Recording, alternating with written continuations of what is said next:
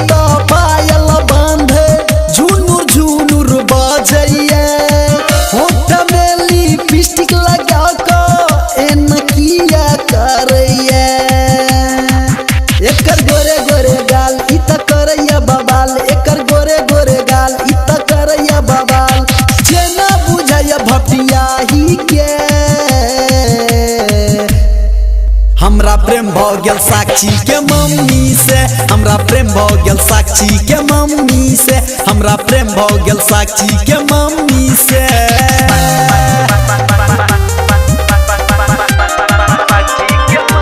अभी आप सुन रहे हैं जय श्री कैसेट कंपनी की प्रस्तुति। ई त बोलिए ना बोले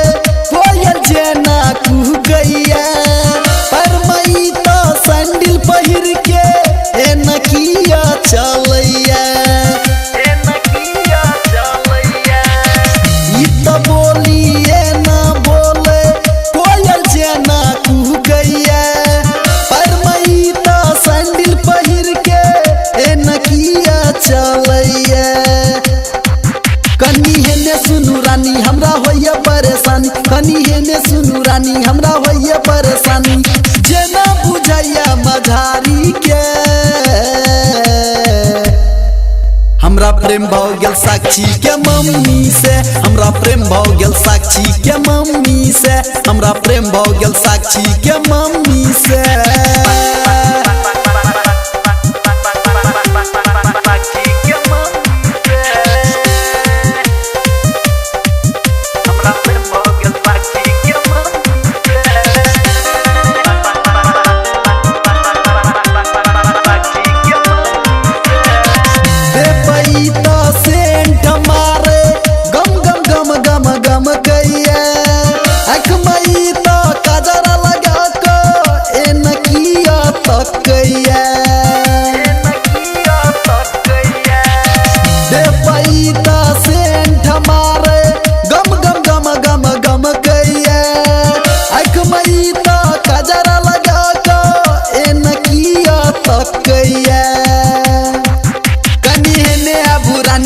शंकर के दीवानी कनी हेने आबू रानी बनू शंकर के दीवानी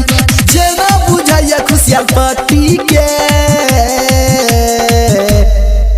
हमरा प्रेम भ गेल साक्षी के मम्मी से हमरा प्रेम भ गेल साक्षी के मम्मी से हमरा प्रेम भ गेल साक्षी के मम्मी से